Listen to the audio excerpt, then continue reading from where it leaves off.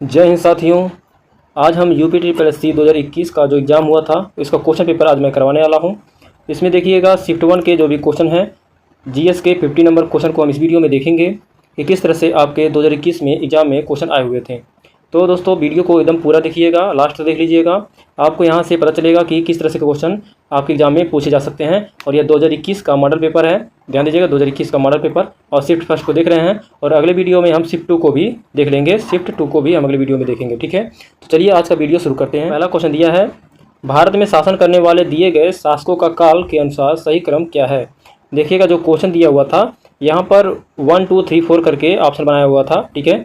इसे ए का जो ऑप्शन बनाया था ऐसे बनाया था कि इसके अंतर्गत आएगा 1 आएगा, 2 आएगा, 3 आएगा, 4 आएगा, इस तरह से करके वो ऑप्शन बनाया हुआ था, ठीक है। कौन किसके बाद आया हुआ था काल के अनुसार, ठीक है। तो सही जवाब देखिएगा, इसका आंसर देख लीजिएगा किस तरह से आंसर इसका होगा, कौन सबसे पहले काल के अनुसार सही होगा।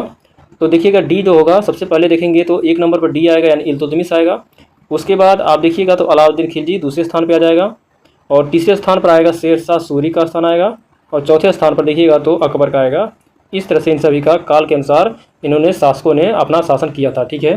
तो इसका आंसर आप इस तरह से मिला लीजिएगा, यानी कि हो जाएगा इसका आंसर डी, सी, उसके बाद ए और बी। इस तरह से इसका आंसर दिया हुआ था, ठीक है। आपको 4 ऑप्शन में से इस तरह से टिक करना था, ठीक है। तो चलिए अगला क्वेश्चन देखेंगे। दूसरा क्वेश्चन दिया है, निम्न में से कौन से संत शिवाजी के समकालीन थे। शिवाजी के समकालीन कौन से संत थे। तो सही आंसर ये होगा तुकाराम, शिवाजी के संत जो भी थे समकालीन थे, ठीक है। इसका राइट आंसर होगा। अगला क्वेश्चन देखेंगे, बंगाल के प्रथम गवर्नर जनरल कौन थे। बताइएगा बंगाल के प्रथम गवर्नर जनरल के बारे में पूछा जा रहा है। तो सही आंसर बी होगा, लॉर्ड वारेन हेस्टिंग्स बंगाल के पहले गवर्नर जनरल बने हुए थे। यह 1773 में बने हुए थे, जब रेगुलेटिंग एक्ट आया हुआ था उसमें बंगाल के गवर्नर जनरल बनाए गए थे, ठीक है, लॉर्ड वारेन हेस्टिंग्स। अगला क्वेश्चन देखेंगे, चरक संहिता किससे संबंधित है। देखिएगा किस तरह से क्वेश्चन पूछे जा रहे हैं। तो चरक संहिता के बारे में पूछा जा रहा है, किससे संबंधित है।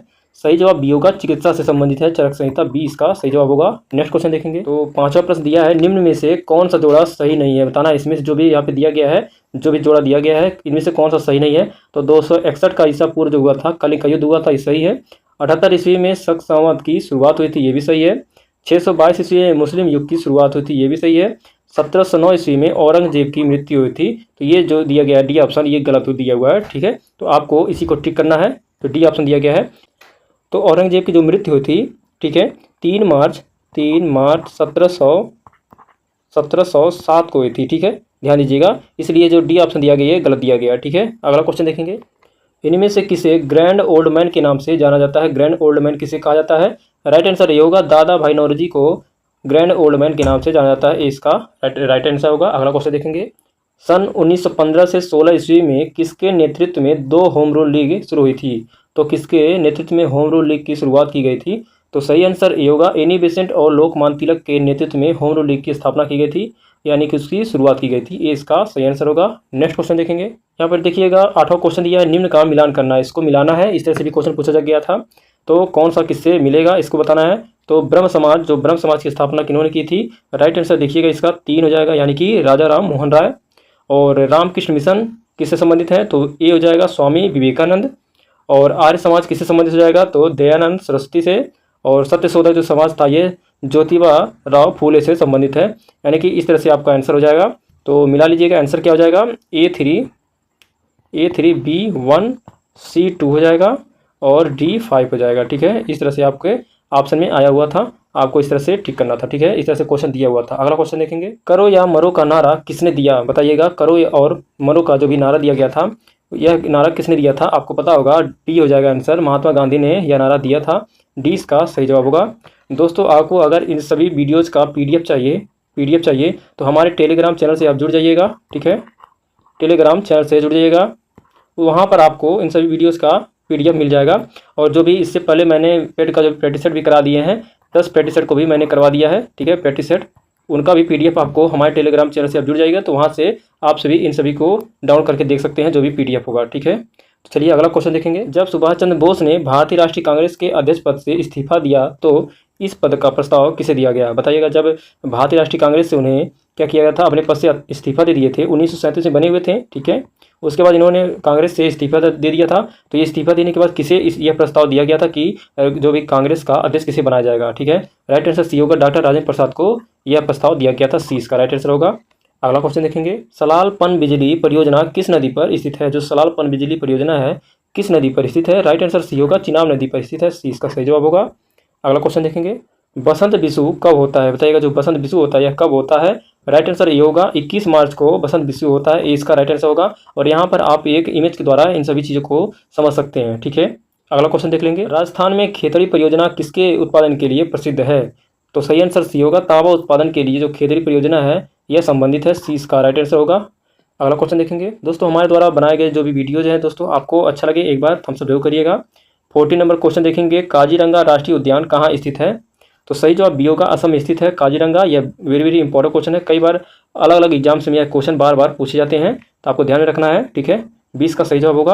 अगला क्वेश्चन देख लेंगे, निम्नलिखित में से कौन सी हिमालयी नदी तंत्र की नदियां हैं। यहाँ पे पूछा जा रहा है कौन सी हिमालयी नदी तंत्र की नदियां यानी कि हिमालय से निकलती हैं। ठीक है, इसके बारे में पूछा जा रहा है। तो ऑप्शन में आपको दिया हुआ था ऐसे करके ABBCCD या फिर DA इस तरह करके ऑप्शन बनाया हुआ था। तो कौन कौन सी नदियाँ हो जाएंगी, यहाँ पर गंगा नदी भी हो जाएगी और ब्रह्मपुत्र नदी भी हो जाएगी, यानी कि B और C दोनों आपका क्या होगा, आंसर सही होगा। ठीक है, तो नेक्स्ट क्वेश्चन देख लेंगे, बैंक दर का क्या अर्थ है। बताइएगा बैंक दर क्या होता है। राइट आंसर डी होगा, देश के केंद्रीय बैंक द्वारा ली जाने वाली आधिकारिक जो ब्याज दर होता है उसी को क्या बोलते हैं, बैंक दर बोलते हैं। ठीक है, डी इसका सही जवाब होगा। अगले क्वेश्चन देखेंगे, यदि RBI नकद कोषानुपात को घटा दे तो साख सर्जन पर क्या असर पड़ेगा। बताइएगा अगर वह क्या करे, कोषानुपात को घटा दे तो क्या प्रभाव पड़ेगा। राइट आंसर सी होगा, बढ़ जाएगा। ठीक है, जो भी साख सर्जन होगा वो क्या होगा, बढ़ जाएगा। सी इसका सही जवाब होगा। नेक्स्ट क्वेश्चन देख लेंगे, इनमें से किस प्रकार की अर्थव्यवस्था में संसाधनों पर निजी अधिकार होते हैं और आर्थिक गतिविधियों का मुख्य उद्देश्य लाभ अर्जित करना होता है। तो किस प्रकार की यह अर्थव्यवस्था होती है। ठीक है, राइट आंसर ये होगा, पूंजीवादी अर्थव्यवस्था में इन सभी प्रकार के संसाधन होते हैं। ठीक है, राइट आंसर ये होगा।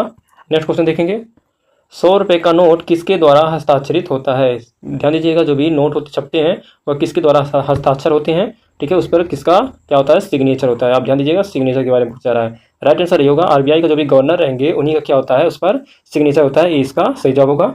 अगला क्वेश्चन देखेंगे, फेमा का पूर्ण रूप क्या है। बताइएगा जो फेमा है इसका पूर्ण रूप पूछा जाता है, यानी कि इसका फुल फॉर्म पूछा जाता है। क्या पूछा जाता है, फुल फॉर्म। ठीक है, क्या होगा फुल फॉर्म।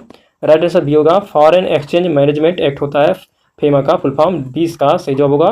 नेक्स्ट क्वेश्चन देखेंगे, भारत के संविधान में जन स्वास्थ्य एवं स्वच्छता किस में शामिल है। तो जो भी जन स्वास्थ्य और स्वच्छता के बारे में पूछ जा रहा है किस सूची में शामिल हुआ है। तो राइट आंसर ये होगा, राज्य सूची में शामिल है। इसका सही जवाब होगा। अगले प्रश्न को देखेंगे, भारत में पंचायती राज व्यवस्था किसके अंतर्गत रखी गई है। जो पंचायती राज व्यवस्था है यानी आर्टिकल 40 के अंतर्गत आता है। ठीक है, या किसके अंतर्गत रखी गई है। तो आर्टिकल से आप समझ सकते हैं यह राज्य के नीति निर्देशक तत्व में रखा गया है। और जो भाग में आता है ये भाग 4 में आता है। और आर्टिकल कितना आता है, ये आर्टिकल कितने के अंतर्गत आएगा। तो 36 से 51 के अंतर्गत राज्य की नीति निर्देशक तत्वों के बारे में पढ़ेंगे। और यहीं पर देखिएगा जो आर्टिकल 40 दिया हुआ है वहाँ पर पंचायती राज व्यवस्था के बारे में बताया गया है। ठीक है, ग्राम पंचायतों का गठन। ठीक है, ये एग्जाम में कई बार पूछा जा चुका है आर्टिकल भी। ठीक है, अगला क्वेश्चन देखेंगे, शिक्षा का अधिकार एक मौलिक अधिकार है जो कि संबंधित है। देखिएगा जो मौलिक अधिकार हमें प्राप्त हुए हैं 12 से 35 के आर्टिकल में और भाग किसमें, भाग 3 में। ठीक है, तो 6 प्रकार के मौलिक अधिकार हैं, उनमें से ही शिक्षा का अधिकार भी है। ठीक है, राइट आंसर ये होगा, अनुच्छेद जो होगा 21A में ही 6 से 14 वर्ष के जो भी बच्चे होते हैं, ठीक है, उन्हें निःशुल्क शिक्षा दिया जाना अनिवार्य होता है। ठीक है, राइट आंसर इसका ये हो जाएगा। अगला क्वेश्चन देखेंगे, निम्न में से किसने संविधान सभा में उद्देश्य प्रस्ताव रखा है। देखिएगा इन सभी क्वेश्चन को मैंने करा दिया है, तो आप हमारे पॉलिटी के भी वीडियोस को देख सकते हैं, वहाँ पर आपको इन सभी क्वेश्चन का जवाब आसानी से मिल जाएगा। उद्देश्य प्रस्ताव किसने रखा था। राइट आंसर ये होगा, जवाहरलाल नेहरू ने ही उद्देश्य प्रस्ताव को संविधान सभा में पेश किया था। ये इसका सही आंसर होगा। अगला क्वेश्चन देखेंगे, भारतीय संविधान के किस अनुच्छेद में अल्पसंख्यकों के हित निहित हैं। जो अल्पसंख्यक होते हैं उनका किस अनुच्छेद में हित के बारे में बताया गया है, यानी उनके अधिकारों के बारे में बताया गया है, अधिकार भी कह सकते हैं। ठीक है, तो राइट आंसर इसका सी होगा, अनुच्छेद 29 में अल्पसंख्यकों के हित के बारे में बताया गया, सी इसका सही जवाब होगा। अगले प्रश्न की पढ़ेंगे, ठोस चालक में धारावाहक होते हैं। जो ठोस चालक होता है उसमें जो धारा प्रवाहित होता है किस तरह से होता है। राइट आंसर सी होगा, मुक्त इलेक्ट्रॉनों के द्वारा ये धारा क्या होता है, एक जगह से इस तरह से एक जगह से दूसरी जगह प्रवाहित होता है। ठीक है, सी इसका सही जवाब होगा। अगले क्वेश्चन को देखेंगे, प्रकाश वर्ष किसके मापन की इकाई है। जो प्रकाश वर्ष होता है वह किससे उसे क्या मापा जाता है। तो इसका राइट आंसर सी होगा, एक वर्ष में निर्वात में प्रकाश द्वारा चली गई दूरी को ही क्या बोलते हैं, प्रकाश वर्ष बोलते हैं। सी इसका सही जवाब होगा। अगले क्वेश्चन को देखेंगे, ब्लीचिंग पाउडर का रासायनिक नाम क्या है, बताइएगा। जो ब्लीचिंग पाउडर होता है उसका रासायनिक नाम पूछा जाता है, तो राइट आंसर बी होगा। यहाँ पर देखिएगा कैल्शियम ऑक्सीक्लोराइड, जिसको CaOCl2 बोला जाता है, बी इसका सही जवाब होगा। अगला क्वेश्चन देखेंगे, 18 कैरेट सोने में खरे सोने का प्रतिशत कितना होता है, तो इसमें कितने प्रतिशत का सोना होता है ये आपको बताना। जो भी 18 कैरेट का सोना होता है, तो राइट आंसर बी होगा। 75% उसमें क्या होता है, सोना होता है, बी इसका सही जवाब होगा। नेक्स्ट क्वेश्चन देखेंगे, संतरे में बहुतायत में क्या होता है, संतरे में क्या होता है, यानी कि विटामिन के बारे में पूछा जा रहा है, किस विटामिन का उसमें ज़्यादातर महत्व, तो कौन सा विटामिन उसमें ज़्यादा पाया जाता है, तो राइट आंसर ए होगा, विटामिन सी संतरे में पाया जाता है, इसका सही आंसर होगा। नेक्स्ट क्वेश्चन देखेंगे, निम्न में से किस शहर में लाइट हाउस परियोजना का क्रियान्वयन नहीं हुआ है, लाइट हाउस परियोजना किस में नहीं हुआ है, राइट आंसर डी होगा, पटना में नहीं हुआ है, डी इसका सही जवाब होगा। यानी कि अगरतला, रांची और चेन्नई, इन सभी जगहों पर लाइट हाउस जो परियोजना है वो हो चुका है, ठीक है। अगला क्वेश्चन देखेंगे, कौन सी भारतीय दूरसंचार कंपनी विश्व की 5वीं सबसे मजबूत ब्रांड है, विश्व की पूछा जा रहा है, सबसे मजबूत ब्रांड के बारे में पूछा जा रहा है, जो दूरसंचार कंपनी है, ठीक है। राइट आंसर ये होगा, रिलायंस जियो जो है वो 5वीं विश्व की मजबूत ब्रांड है, ठीक है, इसका सही जवाब होगा। अगले क्वेश्चन देखेंगे, बोल्ड जिसको बोला जाता है bamboo oasis on lands in drought परियोजना हाल ही में भारत के किस राज्य में शुरू की गई, बताइएगा।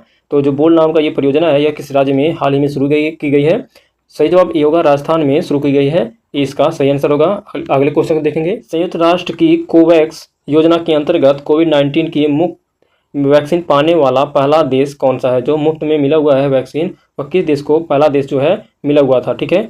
सही आंसर ए होगा, घाना को मिला हुआ है, इसका सही आंसर हो जाएगा। अगला क्वेश्चन देखेंगे, अंतरिक्ष में जाने वाली भारतीय मूल की दूसरी अमेरिकी महिला अंतरिक्ष यात्री कौन है, जो दूसरी हैं जो अमेरिकी महिला है जो भी भारतीय, ठीक है, तो सही आंसर ये होगा, सिरसा बांदला जो हैं वह दूसरी अमेरिकी महिला अंतरिक्ष यात्री हैं जो कि अंतरिक्ष में जा चुकी हैं, ठीक है, इसका सही आंसर होगा। अगले क्वेश्चन को देखेंगे, उस भारतीय पहलवान का नाम क्या है जिस पर हाल ही में डोपिंग के लिए 2 साल का प्रतिबंध लगाया गया है, राइट आंसर बी होगा, सुमित मलिक के ऊपर क्या किया गया है, डोपिंग का प्रतिबंध लगाया गया है 2 साल के लिए, 20 का सही आंसर होगा। अगला क्वेश्चन देखेंगे, भारत का वह कौन सा प्रथम राज्य है जहां end to end e cabinet प्रणाली लागू की गई है, तो राइट आंसर बी होगा, हिमाचल प्रदेश में एंड टू एंड राइट जो भी कैबिनेट प्रणाली है लागू की गई है, 20 का सही आंसर हो जाएगा। अगला क्वेश्चन देखेंगे, किस भारतीय मंत्रालय द्वारा हाल ही में 2019-20 के लिए UDISE+ यानी कि UDISC+ जो शुरू किया गया है, या किस राज्य में शुरू किया गया है 2019-20 के लिए, तो सही आंसर बी होगा, शिक्षा मंत्रालय के लिए शुरू किया गया है, ठीक है, हाल ही में, ठीक है,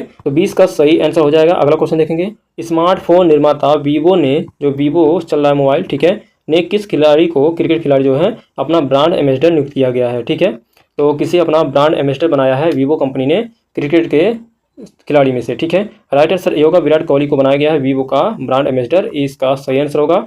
अगले क्वेश्चन को देखेंगे, आर्टिफिशियल इंटेलिजेंस AI आधारित पोर्टल SUPES जिसको बोलते हैं भारत में किस न्यायालय के लिए शुरू किया गया है, तो जो ये AI पोर्टल शुरू किया गया है किसके लिए शुरू किया गया है, सही आंसर सी होगा, सर्वोच्च न्यायालय के लिए यानी सुप्रीम कोर्ट के लिए यह शुरू किया गया है, ठीक है, सुपेस, ठीक है। अगला क्वेश्चन देखेंगे, कितने भारतीय राज्य नेपाल से सीमा साझा करते हैं, तो कितने ऐसे राज्य हैं जो नेपाल के साथ क्या करते हैं, सीमा साझा करते हैं, सही आंसर ये होगा, कुल 5 जो राज्य हैं नेपाल के साथ सीमा साझा करते हैं, तो यहाँ पर देखिएगा कौन कौन से हो जाएंगे, यहाँ पर देखिएगा उत्तर प्रदेश, ठीक है, उसके बाद उत्तराखंड, उत्तर प्रदेश उत्तराखंड, बिहार हो जाएगा, बिहार, सिक्किम, उसके बाद पश्चिम बंगाल, ये सभी जो हैं 1 2 3 4 5, ये 5 जो राज्य हैं क्या करते हैं, नेपाल के साथ सीमा साझा करते हैं, ठीक है, ये इसका राइट आंसर होगा। अगला क्वेश्चन देखेंगे, निम्न में से कोस्टा रिका की राजधानी कौन सी है, बताइएगा, कोस्टा रिका की राजधानी पूछा जा रहा है, तो सही जवाब बी होगा, सान जोस जो है कोस्टा रिका की राजधानी है, 20 का सही आंसर होगा। अगला क्वेश्चन देखेंगे, केंद्र शासित प्रदेश लक्षद्वीप की आधिकारिक भाषा निम्न में से क्या है, जो लक्षद्वीप है उसकी आधिकारिक भाषा क्या है, तो राइट आंसर बी हो जाएगा, मलयालम जो है लक्षद्वीप की आधिकारिक भाषा, 20 का सही आंसर होगा। नेक्स्ट क्वेश्चन देख लेंगे, भारत के संविधान के अनुसार लोकसभा के सदस्यों की अधिकतम संख्या क्या है, लोकसभा में जो अधिकतम संख्या है वो कितनी है, राइट आंसर डी होगा, 552 अधिकतम संख्या है, डी इसका सही जवाब होगा। अगला क्वेश्चन देखेंगे, हिंदी दिवस कब मनाया जाता है, तो 14 सितंबर को हिंदी दिवस मनाया जाता है, इसका राइट आंसर होगा। अगला क्वेश्चन देखेंगे, इनमें से कौन सा देश सार्क का सदस्य नहीं है, बताइएगा, सार्क के सदस्यों को आपको याद रख लेना है, तो कुल कितने सदस्य हैं सार्क में, तो कुल 8 सदस्य हैं, ये भी ध्यान रखिएगा, कौन कौन से हो जाएंगे, पहले इसको मैं बता दे रहा हूँ, बांग्लादेश, उसके बाद भूटान, भारत, नेपाल, उसके बाद देखिएगा मालदीव, मालदीव के साथ देखिएगा पाकिस्तान, पाकिस्तान का श्रीलंका और साथ साथ अफ़गानिस्तान। क्या हो जाएगा? अफ़गानिस्तान। ठीक है, ये जो देश हैं 8 देश हो जाएंगे यहाँ पर। ये सभी देश सार्क के सदस्य हैं। तो इनमें से आपको जब याद रहेगा 8 देशों के नाम, ठीक है, आसानी से आप आंसर दे सकते हैं। तो डी आंसर हो जाएगा। म्यांमार जो है इन देशों के साथ शामिल नहीं है, यानी सार्क में शामिल नहीं है। अगला क्वेश्चन देखेंगे, निम्न में से किस स्थान पर अजंता एलोरा की गुफाएं स्थित हैं? जो अजंता और एलोरा की गुफाएं हैं वो कहाँ पर स्थित हैं?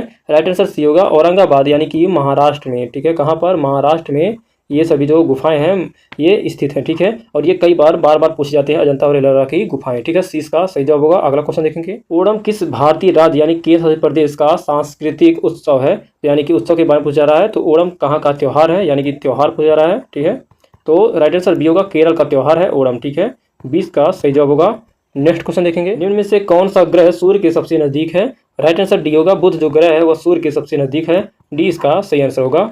अगला प्रश्न देखेंगे, अंतिम प्रश्न देखेंगे, नोबेल पुरस्कार जीतने वाले प्रथम एशियाई कौन थे? तो नोबेल पुरस्कार किसे सबसे पहले दिया गया था? इन सभी ऑप्शन में से आपको बताना है।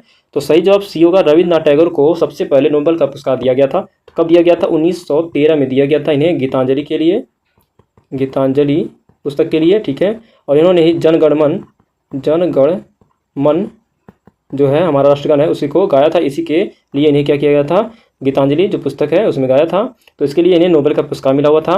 और इसी के साथ आपको बता दिया जाए तो सीवी रमन को जो है 1930 में मिला हुआ था, 1930 में। उसके बाद मदर टेरेसा देखिएगा तो 1989 में मिला था इन्हें। मदर टेरेसा को 80 भी लिख करके आता है, 1980 भी लिख करके आता है। ठीक है, ध्यान दीजिएगा। और इसी के साथ साथ राजीव गांधी जो थे उन्हें 1991 में मिला था। कब मिला था? 1991 में। ठीक है, ये सभी डेट को आप याद रखिएगा, यहाँ से भी क्वेश्चन पूछे जाते हैं। ठीक है, तो सी इसका सही आंसर होगा। तो दोस्तों 50 क्वेश्चन को मैंने जो मॉडल पेपर है 50 क्वेश्चन को करा दिया है। आप देखिएगा आपके इनमें से कितने क्वेश्चन सही हुए हैं। और ये जो पहला जो भी था शिफ्ट फर्स्ट था, मैंने शिफ्ट फर्स्ट को कंप्लीट करा दिया है। अगले वीडियो में शिफ्ट सेकंड को मैं कराऊंगा, जो कि 2021 का ये मॉडल पेपर यानी कि जो 2021 में पेपर हुआ था पेट का, उसी का ये मॉडल पेपर है। ठीक है, क्वेश्चन पेपर है। शिफ्ट 2 को अगले वीडियो में लेकर के आएंगे। तो वीडियो अच्छा लगा वीडियो को एक बार लाइक करिएगा, चैनल को सब्सक्राइब करके बेल आइकन को भी ऑन कर लीजिएगा और अपने दोस्तों के पास वीडियो को शेयर करिएगा। और अगर आपको इस सभी का PDF चाहिए तो हमारे टेलीग्राम चैनल से जुड़ करके आप इसका PDF ले सकते हैं। तो मिलेंगे अगले वीडियो में। जय हिंद, वंदे मातरम।